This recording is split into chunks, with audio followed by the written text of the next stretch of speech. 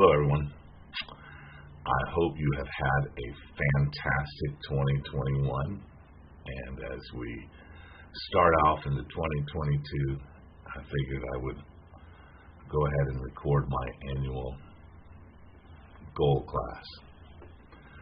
The reason why I use quotes this particular time is I have found that this past year was a very unusual year for me.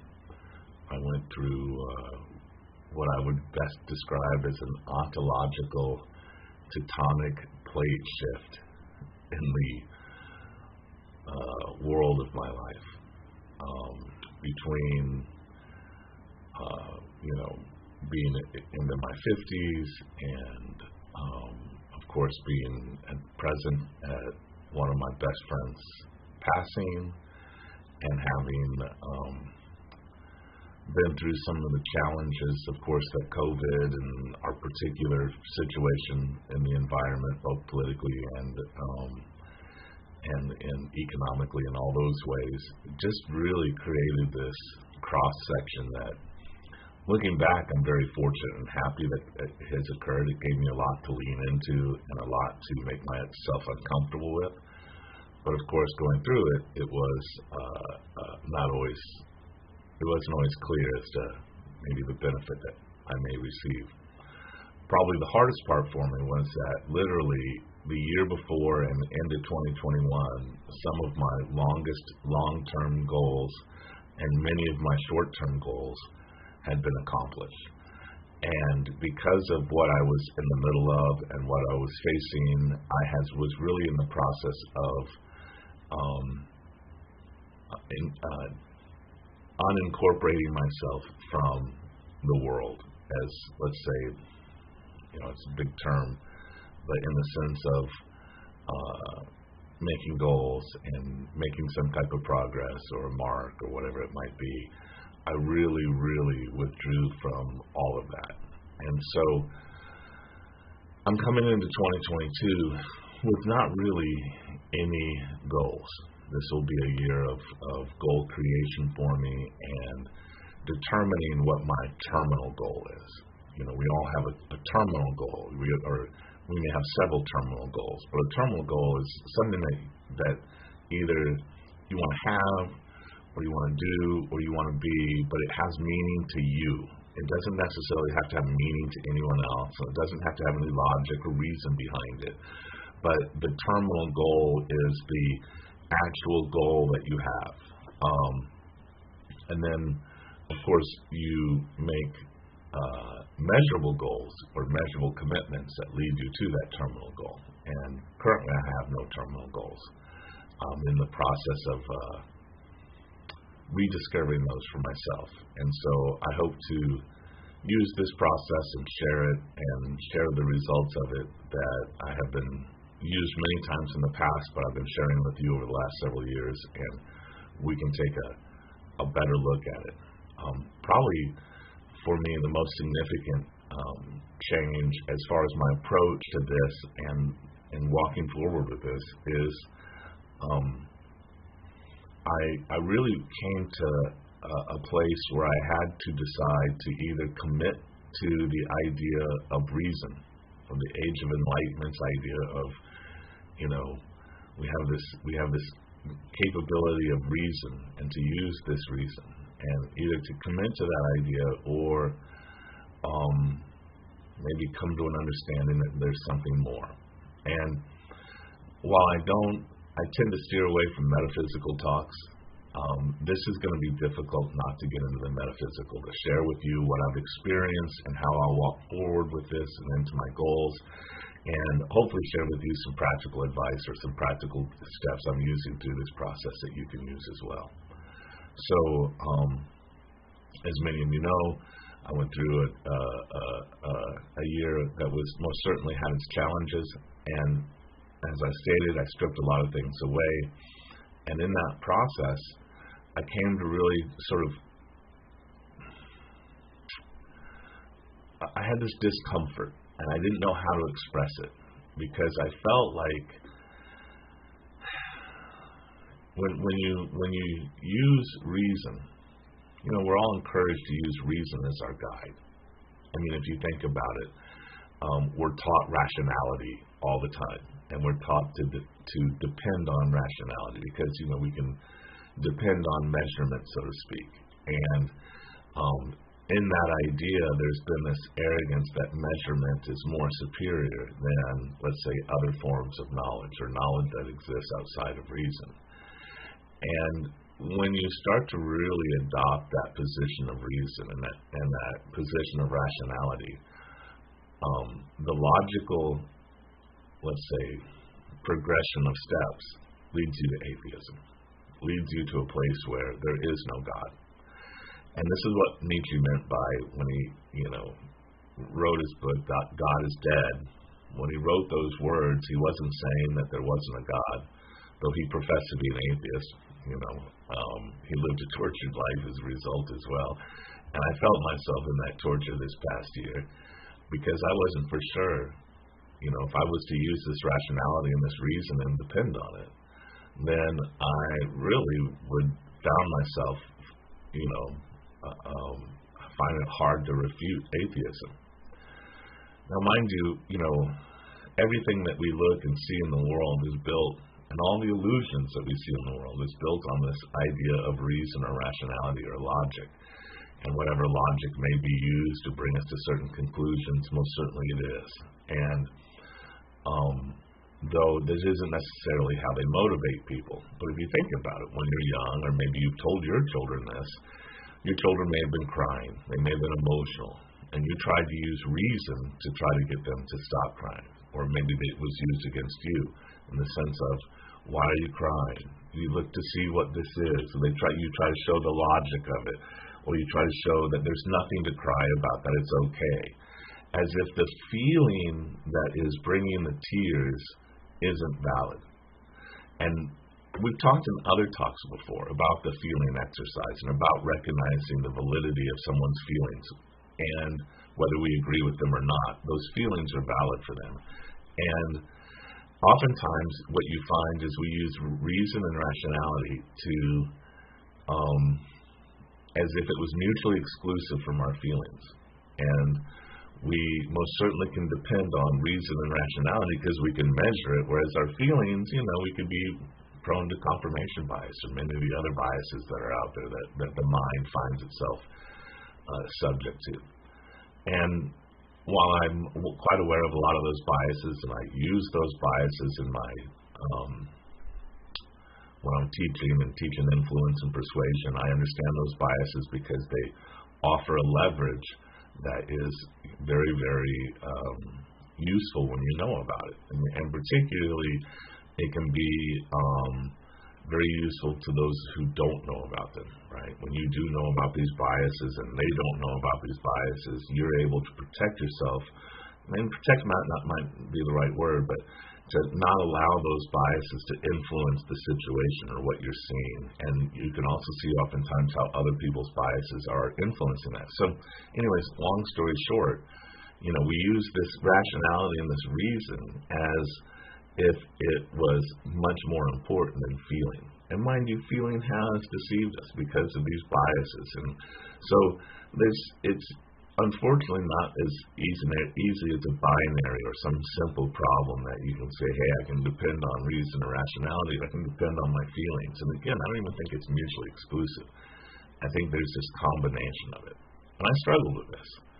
I struggle with the concept of actually, in my heart, I understand that there is something that we're all part of that's greater than what our experience reveals.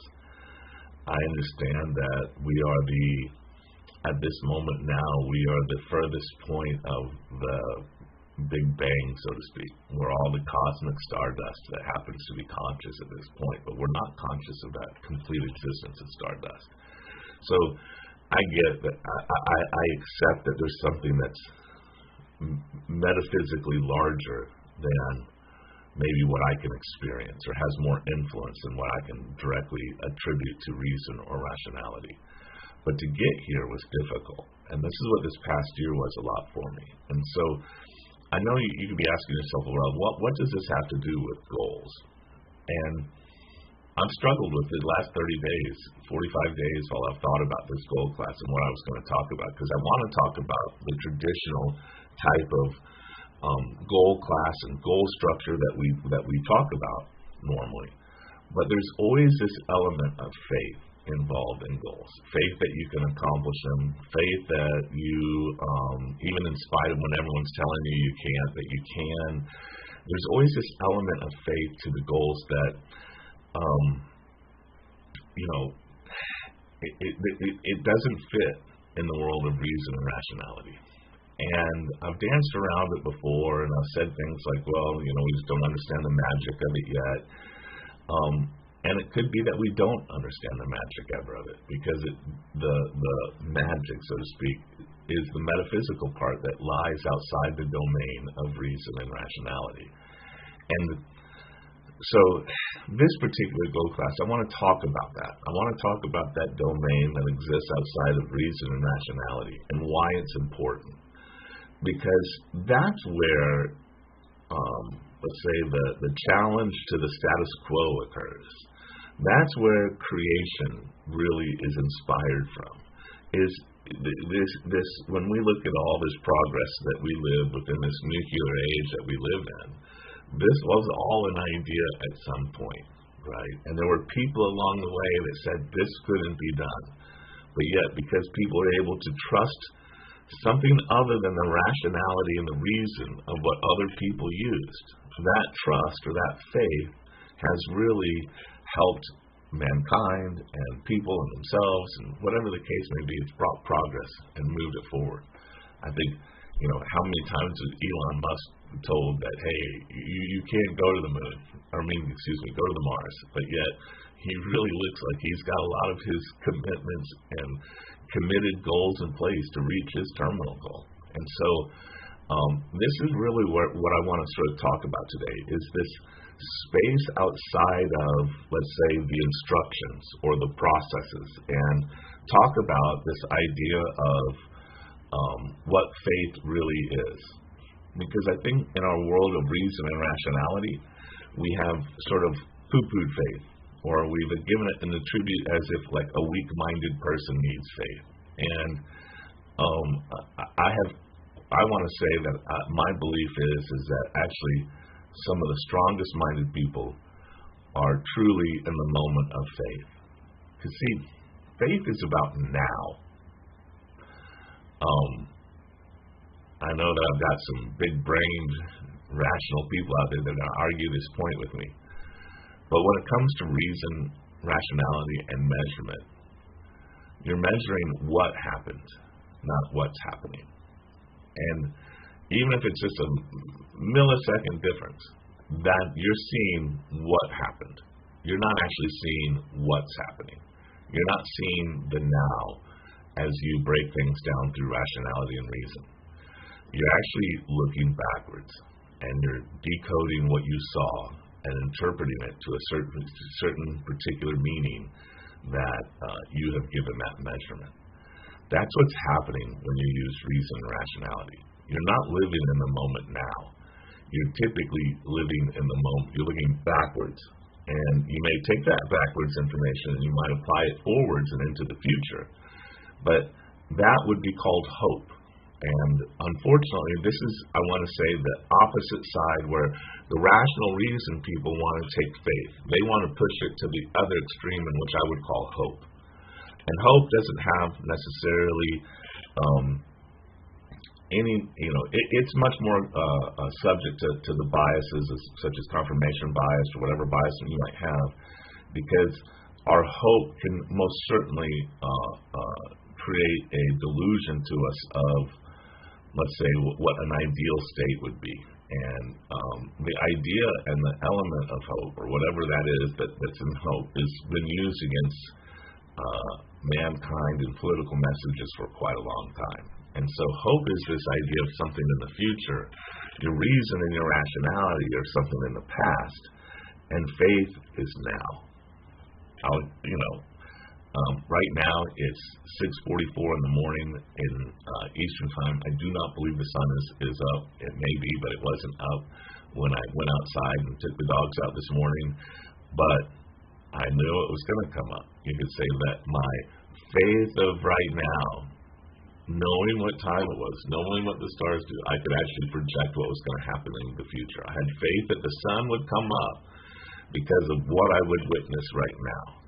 Now, you could say it was hope, but really it's not hope because, yeah, the sun is going to come up. But there's a slight chance that the sun doesn't come up. I have faith that the sun is from, you could say, from my reason and rationality of looking at the past and saying, well, the sun has always come up in the past, so it most certainly will come up in the future. But all of this is happening right now. And faith is a right now experience. It's not a future or past experience. And so this is really the element, I think, that gets dogged or gets beat up, is this idea that what really faith is and how faith plays in our lives. And when we really understand what faith is, then we can start to apply and use reason and hope in the proper ways and use them as the proper tools that they are. And so again, this isn't mutually exclusive. The idea is not to say, hey, let's just use faith. And the idea isn't to say, hey, let's just use hope, or let's just use reason or rationality.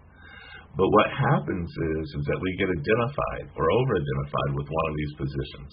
And I know for myself, I found myself much more identified with this position of, I want to say, reason and rationality. And I had I want to say, come to an acceptance that maybe there was no God, and maybe that was just hopeful pinings on my part. But as time has gone on, and I don't know how to. I think everyone has to just spend this time for themselves. And if I was fortunate enough to be able to take a year off, and while I was going through that year off, I had committed to no news, so I wasn't influenced or affected by any of that crap. I was in the process of taking care of someone in their final days, so death and our existence was forefront in my mind. And I had the ability and had the means to be able to sort of reject all of the normal units of measurement, such as time and the calendar and progress, and just be and just exist. And through this process, most certainly an ontological shift, I would even call it an ontological shock had occurred, where most of my sense of meaning and belief was being reevaluated. And I had this dream one night. I don't dream. I mean, I have, like we all do, have dumb dreams that mean nothing, but I rarely have any dreams I would call of significance. And I rarely have any kind of dreams that make me uncomfortable or feel bad or nightmarish or anything like that. And so this particular dream had most certainly the sense of significance to it.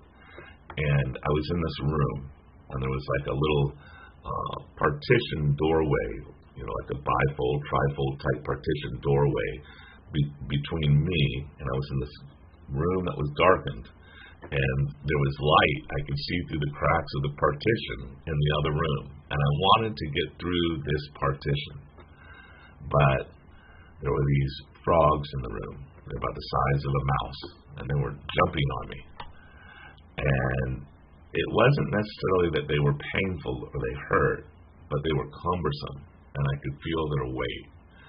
And they were keeping me from being able to get into this light, into this room where this light existed, where this warmth was.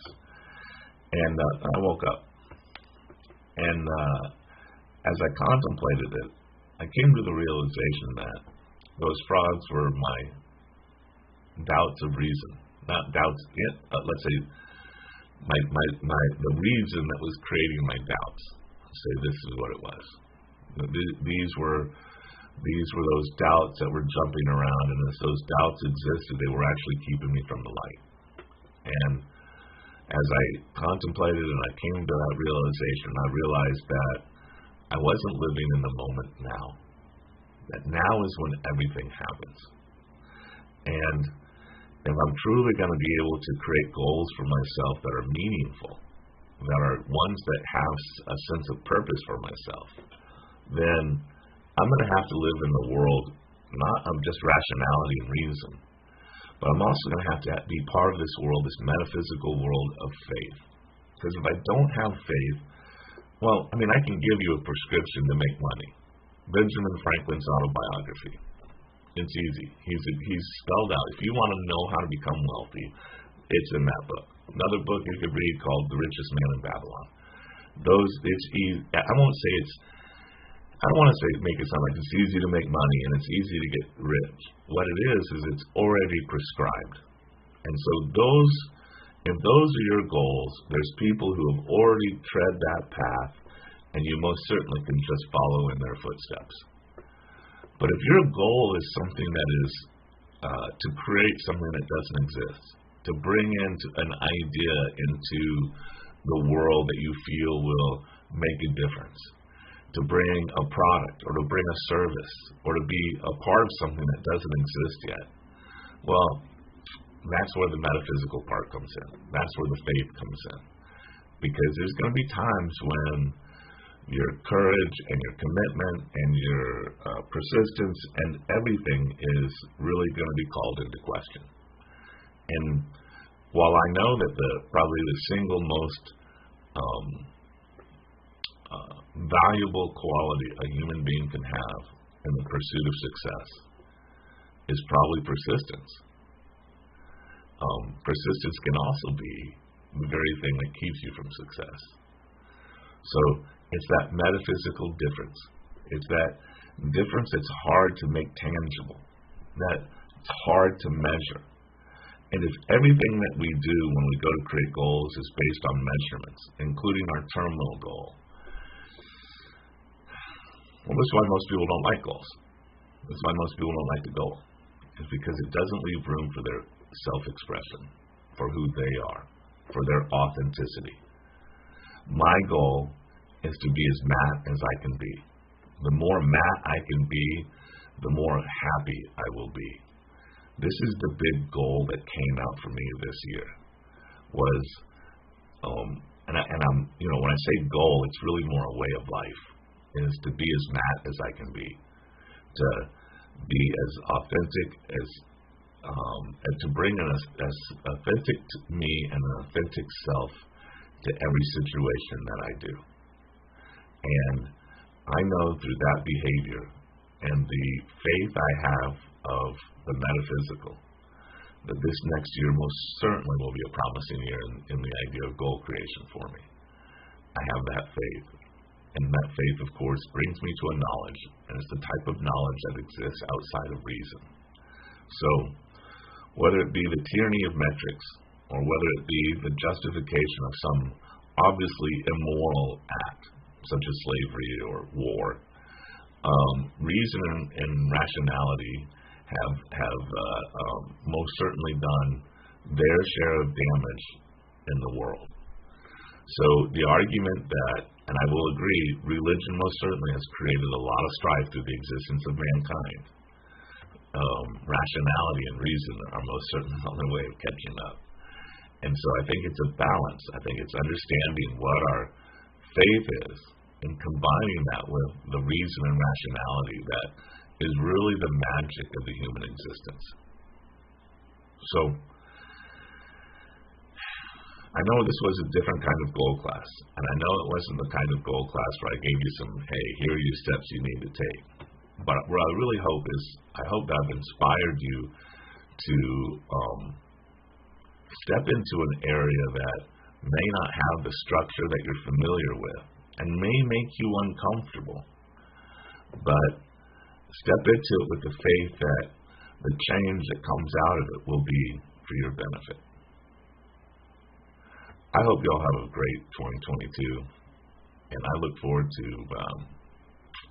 speaking to you again. Have a great year, guys.